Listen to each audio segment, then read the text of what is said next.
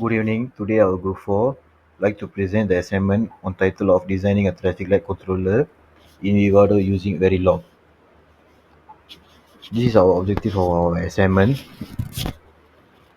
The first one is to communicate the design methodology for traffic light controller, then implement the controller using Vivado and Verilog HDL, and develop do test functionality with the test bench, then verify synthesis, timing and hardware resources. This is the introduction for our assignment.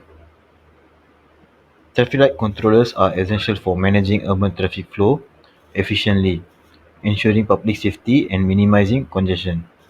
The transition from traditional mechanical systems to digital controllers reflect the increasing complexity of modern traffic systems.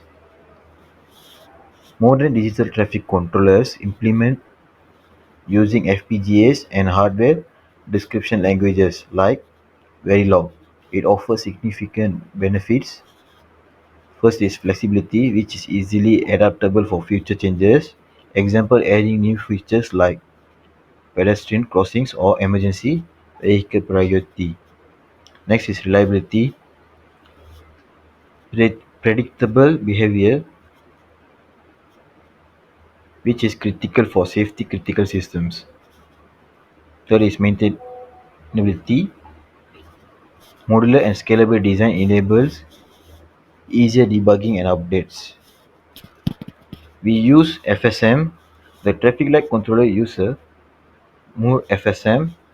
In this approach, the outputs depend solely on the current state, then simplifying the design and ensuring clear control logic. The controller transition through predefined states based on timers and external inputs like pedestrian requests. This is the functional block diagram on how the controller works for our assignment. First, we use the inputs. The inputs are timers, pedestrian button, and reset. Then it goes to the FSM, which controls the state transition and determines the outputs based on inputs and current state. Then it goes to the output. The outputs are the car traffic lights, which controls red, yellow, and green signals. Then the pedestrian traffic light, which controls red and green signals. Next, the methodology will be presented by my groupmate Sue.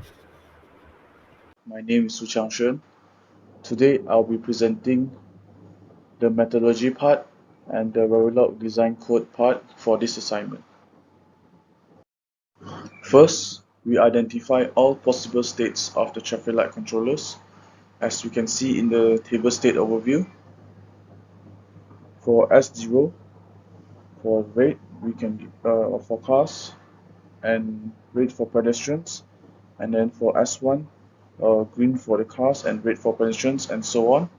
Then we convert it into the state diagram, as you can see over here. For this, we use a mole machine approach where the output depends only on the current state, as you can see. Then we develop an ASM algorithmic state machine chart for the traffic light controller, as you can see as here, from reset to S0 and go into here, and we can go into S1. So for this, it helps us to design the state logic and output logic systematically. Okay, so next part. And here we are into the Verilog design code. So as you can see for this figure, it shows the interface. So the signal interface defines the input and output for the traffic light controller module. So for the inputs are the clock, reset and pedestrian buttons, and output are the traffic lights and signals, where the MSB are for the red light and the LSB are for the green light. Okay, then here this figure, it shows the state logic. It determines the next state based on the current state and inputs. So it ensures the proposed state transitions. It includes all inputs affecting the state transition, for example, the button timer and timer. It maps the current state to its possible next state, as you can see as here. Then for the output logic, as we can see in this figure, for output logic, it controls the outputs corresponding to each state. For the case statement, it assigns specific outputs, red or green lights based on the current state. So for example, for S0 outputs red lights for both cars and pedestrian, then S1 will output green light for cars and red light for pedestrians. This output logic ensures the correct operation for the traffic lights according to the design specifications. And now this figure shows the counter-based timing. It manages timing for state durations. For the implementations, a counter is used to track the elapsed time, where timer values are calculated by dividing the desired time duration by the clock cycle. This approach ensures precise timing control for all state transitions. Next, for this code, it represents the reset functionality. Its purpose is to initialize the system or return it to a known state as the S0 in case of reset. Uh, it implements a low active reset signal triggers to trigger the initialization. Then the sequential logic assigns state S0 to the current state and resets the timer. The importance of this reset functionality is to guarantee the predictable system behavior after power up or external interruptions. In summary, from our previous methodical approach, it produced a scalable and modular traffic light controller that guarantees high precision, dependability, and flexibility for our urban traffic control systems. This design successfully strikes a balance between efficiency and utility, setting the stage for further improvements. And so that's all for my part, and next I'll pass to my dear member Paul for result and discussion and furthermore. That's all for me. Thank you very much. Okay, so with this methodical approach, we come up with the following results. This is the functional block diagram that Vivado created from our code. You can see that the hardware utilization uses 305 lookup tables and 8 flip-flops. We also created timing constraints that are based on following approaches. We are using a primary clock cycle with a period time of 100 nanoseconds, which leaves us with a frequency of 10 megahertz. This is for the first line of code. For the next lines, we are adding input delays for the input signals button and reset. We are assuming a maximum input delay for both signals of 2 nanoseconds. Then we came up with some output delay constraints for the signals traffic light car and traffic light pedestrian, and we are assuming a maximum external delay of 2 nanoseconds. For the last two commands, we are defining the load constraints for the output ports traffic light car and traffic light pedestrian. We are assuming a capacitive load of 4 picofarad on each output pin. With these timing constraints, we come up with the following results. We have a worst negative slack of 83 nanoseconds, a worst hold slack of 0.146 nanoseconds, and a worst pulse width slack of 49.5 nanoseconds. We have no failing endpoints, which means we don't have any timing violations, and all constraints have been successfully met. We then came up with the exhaustive test bench that is developed to ensure the accuracy of the hardware description language code. It covers all the relevant inputs to test the functionality of the system and produces the correct outcomes. For this, you usually start by creating wires that are connected to the outputs of the device under test, and you create registers that are connected to the inputs of the device under test. In this case, the outputs are traffic light car and traffic light pedestrians, and for the inputs we have button, reset and clock. We also have the timer, which is an integer variable, and it is used for debugging. So then we start by initializing our variables, clock, reset and button, and we use a clock cycle of 1 picosecond and a cycle for the button to change of 50 picoseconds. This slide shows the results of the exhaustive test bench that we came up with in the simulation.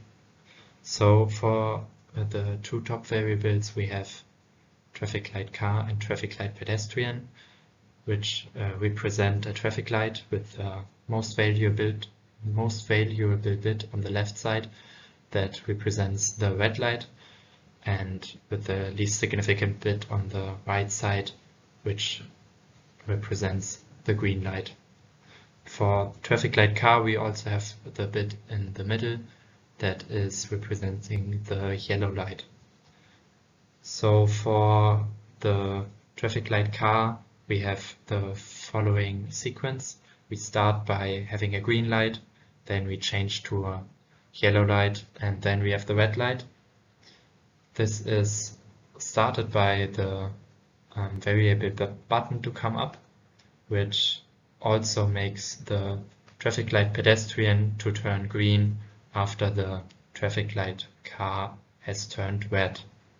So after a specific time, we used 15 seconds in this example, the traffic light pedestrian switches to red light, and after 5 following seconds, to have the chance for pedestrians to leave the area, the traffic light for the cars turns green again.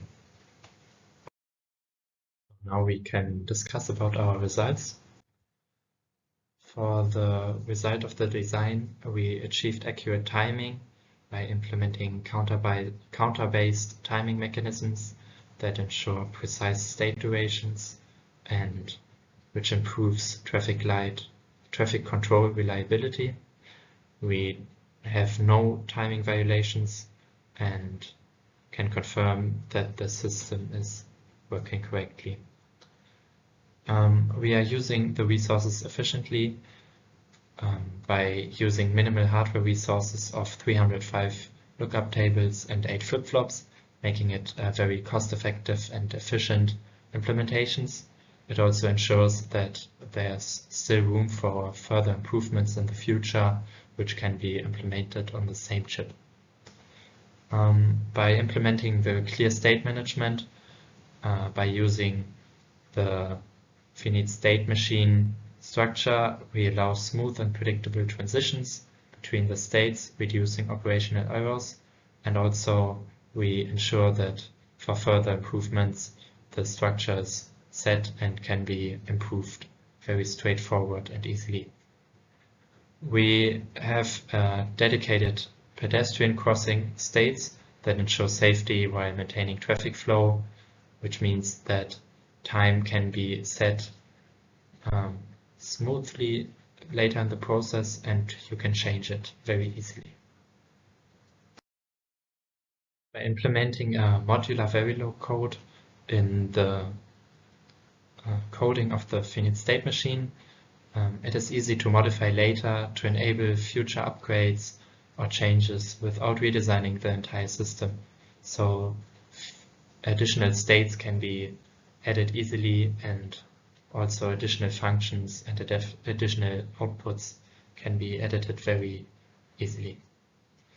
The minimal resource usage makes the design really practical for real-world applications and makes it very cost-effective as well, because there's not much hardware to be used and not that much resource that is needed to fulfill the requirements. The reliability is quite high as well.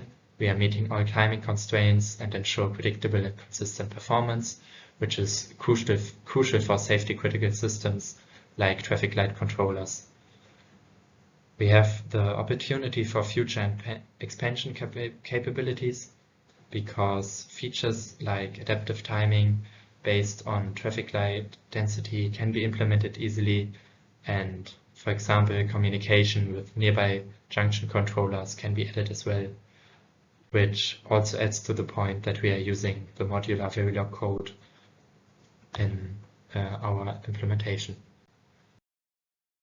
For the positive aspects of our design, we can ensure that we improve the traffic management by optimizing the signal timing, and we enhance pedestrian safety with integrated crossing requests, which leads to a smooth flow of the vehicle traffic and which is only stopped when pedestrians request the crossing. And our code can be adapted to handle advanced scenarios like emergency vehicle preemption or variable traffic conditions, which is ensured by the design of our Verilog code. So with all that said, we can come up with this conclusion. The design effectively presents a robust and adaptable traffic management system. With its precise timing mechanisms and scalable structure, it is well positioned for future upgrades and growth. The solution not only addresses current needs, but also ensures long-term efficiency and sustainability, making it a forward-thinking choice for modern infrastructure. With all that being said, I want to thank you for your attention, and please don't hesitate to contact us if you have any questions. Thank you.